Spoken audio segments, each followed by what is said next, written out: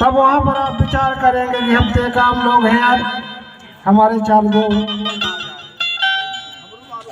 कोई कहता मरा भी है यार, मरा भी घर की ये सगाई आई है, तो उनके साथ जो होते हैं वहां पर जो आपके दीवाला में पेन डबला रखा रहता है, तो आपके ही गोत्री देवता हैं, आपके ही पुरखा शक्तियों की वहां पर पूजा होती है आपके देवाला में। जिन दादा दाई से सबसे पहले आपका जन्म हुआ, उन्हीं देवाला दाई का जेठी सियानी और जेठा जो आपका दादाजी है, उनको ही दादी कहते हैं। दादा दादी को आप लोग वहां पर पूजा करते हैं, उन्हीं का नाम है दिवाला। दिवाला का अर्थ होता है आपके दिवाला में ढेर सारे देवी देवता रहते हैं। कौन कौन से रहते हैं? आपके पेनभीना में गोत्री देवता भी रहते हैं, आपके बूढ़ा देव बूढ़ी देवी भी रहती है, जिन्होंने हमको गौनी धर्म का ज्ञान पढ़ाया सिखाया। ऐसे हमारे पीतल के घोड़े में धर्म गुरु लिंगों की मूर्ति भी रहती, शंभु गौरा की मूर्ति भी रहती पीतल की। जब कोई देवधारक हो, पूरे 12 शाखाओं के देवाला में चूड़ा पहन रहेगा, सकरहाई रहेगा, अम्मा माई रहेगा, रात माई रहेगा, और जन गाड़वा रहेगा, पेन गाड़वा रहेगा, गाता पीड़ा रहेगा, और सारा डुम्माल पेन शक्ति वहां पर आपके पेन खरियान में रहेंगे, जिनके नाम से आप लोग धूनी देते हैं तीज त्योहारों को।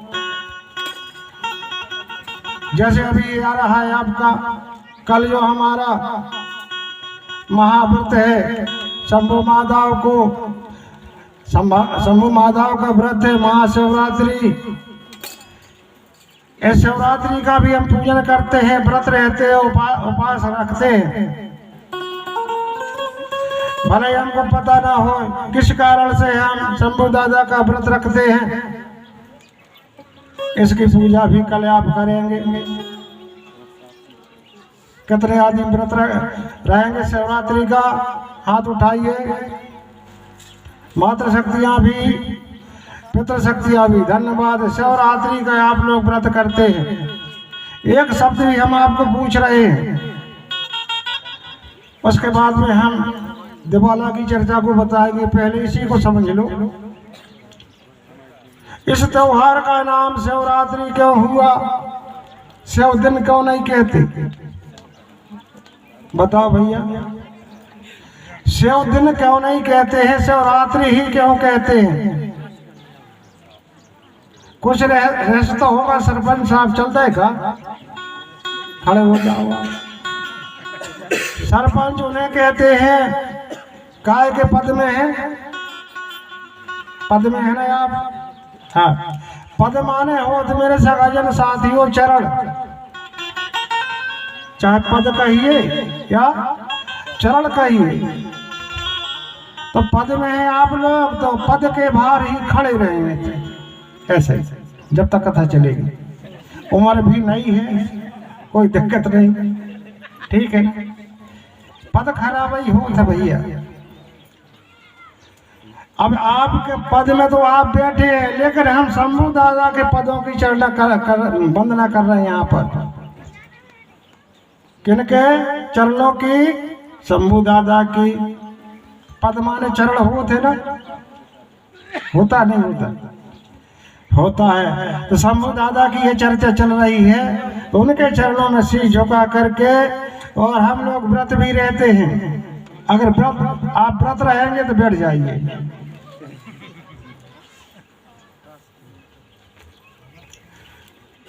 इस त्योहार को मेरे सज्जनों शिवरात्रि कहते हैं, पर आज तक हम लोगों ने इसकी व्याख्या नहीं समझ पाए कि इस त्योहार को शिवरात्रि क्यों कहा जाता है, शिव दिन क्यों नहीं कहते। व्रत तो करते, पर भेद नहीं जानते कि क्या कारण से इसे शिवरात्रि कहते हैं।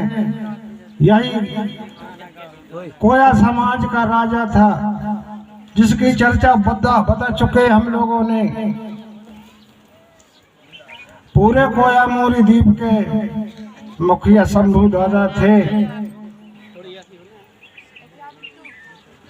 गोंडवाना का राज कालांतर में 52 गढ़ों में राज रहा है। राजा महाराजा रहे, धर्मवादी भी रहे, सत्यवादी भी रहे, ज्ञानी भी रहे, ध्यानी भी रहे, धनवान भी रहे, गुणवान भी रहे और बलवान भी रहे। परंतु बाहर से आर्यभट्ट से बाहर से आए हुए लोगों ने यहाँ पर आक्रमण किया और इस गोंडवाना द्वीप में आकर के अपनी चारागाह की खोज करने में और व्यापार करते हुए जरा सा व्यापार लेकर आए और यहाँ अपना पैगाम बनाया उन लोगों ने। ऐसे होते होते राजा शंभू दादा से यहाँ रहने के लिए झोपड़ी बना करके यहाँ व्यापार करने के लिए अनुशासन ले लिया। और धीरे धीरे यहाँ के राजाओं से, यहाँ की प्रजाओं से, यहाँ का आनंद का, यहाँ की संपदा का वैभव देख करके लुभाया जाते हैं। और जब उनके देश लौट कर जाते थे तो वहाँ पर जाकर के तुम्हारे कोया मोरी द्वीप की चर्चा करते थे कि वो कोया मोरी द्वीप ऐसा देश है, इतना सज्जन देश है कि उस जमाने में आपके घरों में दरवाजा में ताला नहीं लगते थे, कभी कहीं पर डकैती नहीं होती थी, कहीं चोरी नहीं होती थी, भड़ाई नहीं होती थी, कहीं लूटपाट नहीं होता था, सत्य का जमाना था। ऐसे वंशज के आप हो, सत्यवादी घराने के संतान हो मेरे सियाने। ऐसा राजकाज चलते गया। उसी समय पर हमारी इस कोया समाज को और लोगों ने आकर के षड्यंत्र रचने का उपाय किया। षड्यंत्र के द्वारा इस कोया समाज को परेशान करने लगे। हमारे शंभू दादा ने अपने धर्म गुरुओं को, मूठ लिंगों को, अपनी सेना को तैयार करके बाहर विदेशी लोगों के युद्ध में जीत लिया। जीत करके उनको कैद कर लिया, जिनमें यही लोग शामिल थे जो धार्मिक ग्रंथों में जो नाम आते हैं, यही लोग हैं आर्यवादी, जिन्होंने रूप बदल करके बड़े बड़े शिखा में चोटी बांध करके इस देश में आए भीख मांगने के हेतु, और भीख मांग कर आपका भेद लिया और आगे चल करके आपको ही परास्त करने का पैगामा बना लिया। ऐसे हमारे शंभू दादा की सेना से आर्य लोग हार जाते हैं। वे लोग बहुत चालाक और चुस्त थे। उन्होंने विचार किया कि ऐसे इन लोगों को नहीं जीत सकते, महाबलवान है ये लोग। आकर के हमारे शंभू दादा के शरण में आए, क्षमा मांग लिया और कहते हैं राजन हमको क्षमा कीजिए, हम भी आपके इधर कथा करेंगे हमारे भगवान की, आपका भी न्योता रहेगा। आप और हमारे बीच में भाईचारे का रिश्ता रहेगा। कभी हम आपको धोखा नहीं करेंगे, न आप हमको धोखा करेंगे। ऐसा संधि बना लिया। अपनी ये कोया समाज को उनके कथा पूजन में, उनके गंगों में, उनके भगवान की पूजा करने में शामिल किया गया। ये लोग भी कोया समाज उनका निमंत्रण पा करके और आर्यों के कार्यक्रम में पहुंच जाते हैं। वहां पर जाकर पहुंच तो जाती है ये समाज, सब कुछ अच्छा हुआ, कथा पूजन हुआ, उनके भगवान की चर्चा हुई। अंत में जब भंडारा रचा गया तो उन्हें आर्य लोगों ने इस समाज के लिए विष भरा भोजन बनाया। जिस पंक्ति में आपको बिठाला जाएगा वहां पर विष संयुक्त भोजन परोस दिया, और आर्य लोग जिस तरफ बैठे थे उनको अच्छा साबित भोजन दे दिया गया। शंभू दादा त्रिकालदर्शी थे। एक तरफ कोया समाज की पंक्ति लग जाती है, दूसरे तरफ आर्य लोगों की। त्रिकालदर्शी शंभू शेख दादा जी को ज्ञात हो गया, क्योंकि उसका तीसरा नेत्र भी था, त्रिकालदर्शी थे। उन्होंने अपनी योग विद्या समझ गया कि आज मेरी समाज जहर खा करके मर जाएगी, जहर खा करके मर जाएगी। शंभू दादा जाते हैं उस यज्ञ में, उस कथा पूजन में, और ठीक जाकर के बस इनको भोजन परोस दिया गया था और शंभू दादा जी पहुंच जाते हैं। रुकिए, रुको रुको, क्यों? इसमें जहर मिला हुआ है, इस जहर को, भरे भोजन को मैं ग्रहण करूंगा। एक आदमी मर जाएगा जहर खा करके तो चल जाएगा, पर पूरी समाज तो बच जाएगी। कितना बड़ा जस कर रहे हैं शंभू दादा। उस जहर भरे भोजन को शंभू दादा जी ने ग्रहण कर लिया। जहर तो था ही उस भोजन में। भोजन को ग्रहण करते ही शंभू दादा को जहर लगने लगा। धीरे धीरे शंभू जी बेहोशी में आने लगते हैं। देखते देखते सबके, और शंभू जी बेहोश हो जाते हैं। यह चर्चा मेरे सगाजन साथियों माघ पूर्णिमा की है, जिस दिन कछारगढ़ का मेला लगता उस दिन की चर्चा है। उसी दिन आर्यों का परचा हुआ, जहर भरा भोजन शंभू दादा ग्रहण करते हैं और अचेत अवस्था में हो जाते हैं। सभा में कोलाहल मच जाता है कि इन लोगों ने इतना धोखा किया कि आज तो हमारी जयराम जी कर देते ये लोग। वहाँ लड़ाइयाँ छिड़ जाती हैं। आर्यों को ऊपर हमारी कोया समाज और मारा मार करने लगती है, युद्ध छिड़ जाता है। उसमें भी ये लोग हार जाते हैं। कुछ लोग हमारे जो जानने वाले थे तंत्री ज्ञान का, योग विद्या का, जड़ी बूटियों का, जिनको तंत्री ज्ञान था, जिन्हें जड़ी बूटियों का ज्ञान था, बैगा लोगों को और भूमिका लोग सभी दादाजी की जो अचेत अवस्था में उनका शरीर हो रहा था, नवज देख कर कहते हैं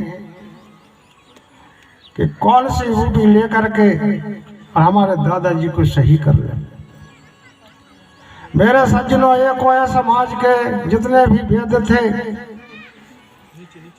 उन्होंने माघ पूर्णिमा के दिन से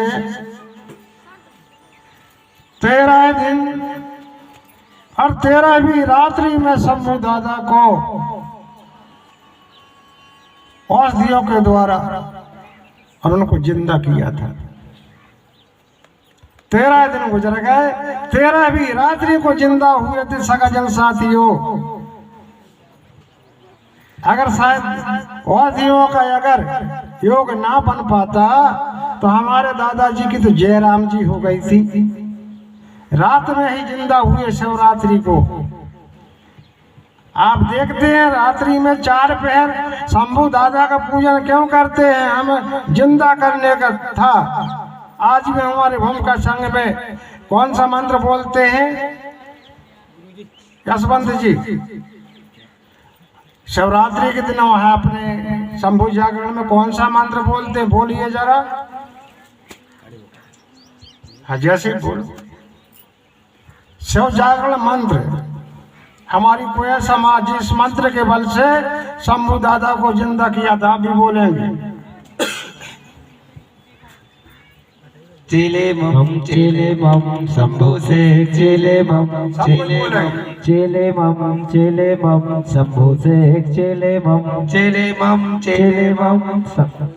बोलो आप लोग चेले मम शंभु से चेले मम शंभु से चेले मम शंभु से चेले मम शंभु से चेले मम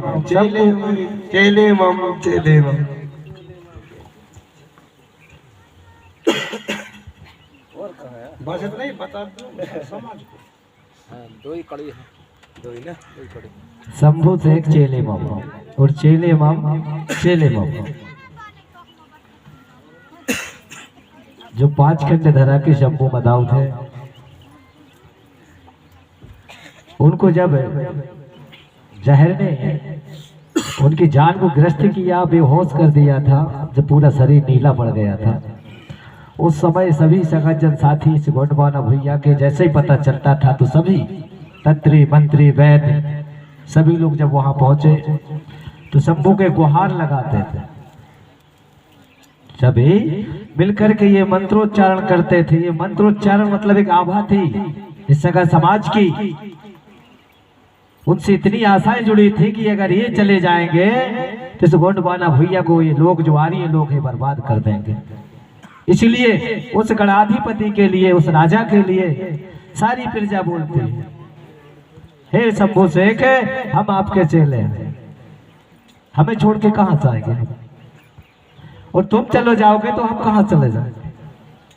शंभु शेख चेले मम, यानी कि हम आपके चेले हैं, हे शंभु शेख आपके हम चेले हैं। इस प्रकार से मंत्रोच्चारण करते हुए जगत समाज उनको जगाने का प्रयास करती है, चेत मुद्रा से चेतना बनाती है। सगाजन साथियों, जिस तरह हमारे शीतल गुरु जी ने बताया, वास्तव में इस मंत्र में वो ताकत रही। अचेत अवस्था में शंभु दादाजी की जो आत्मा थी 13 दिन 13 रात्रि में जिंदा हो जाती। ताली बजाई, धूनी लगाई वहां पर। इसका विषय यही है कि हम लोग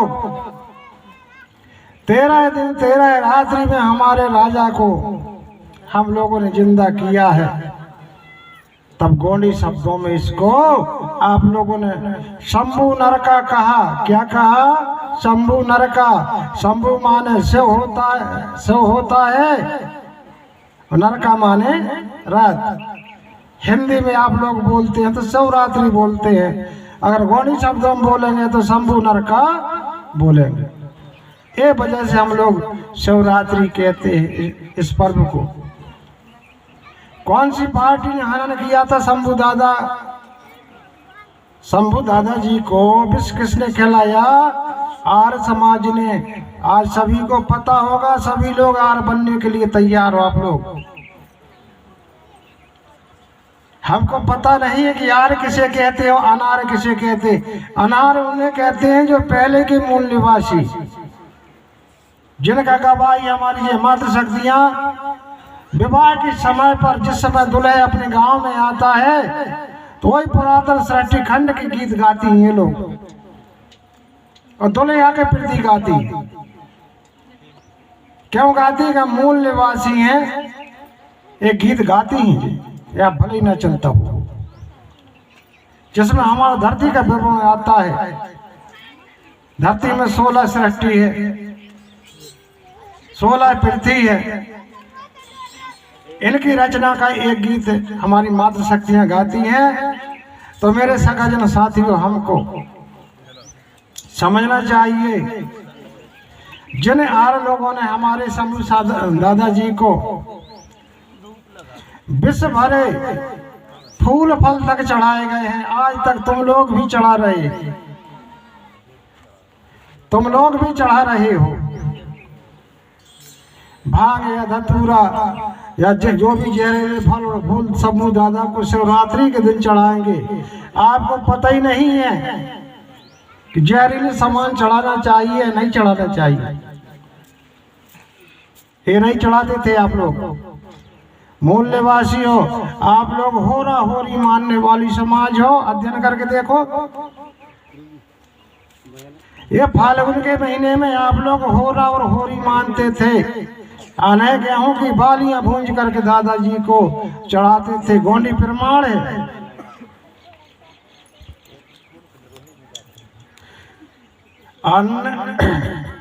अन्न चढ़े दो तो को क्या है? अन्न चढ़े दो तो को सुन लो चतुर सुजान, और अन्न जला के कोई तोर की हो गए दाना दान। देवताओं में अन्न चढ़ता है, अन्न को जलाया नहीं जाता। आने गेहूं की बालियां चढ़ाते हैं, चने की बालियां चढ़ाते, फलदार बालियां चढ़ाते, वो आपका होरी और होरा कहलाते। क्योंकि इस महीने में चने का भी होरा बनाया जाता है, और अन्न अनाज को भी होला भूंजते हो आप लोग, और गेहूं की बालियों की भी बालियां भूंजते हो ना। बालिया कोई होरी कहते हैं, और चना के या और भी अनाजों के जो भूंजते हो उनको होरा कहते हैं। होरा होरी मानने वाली समाज।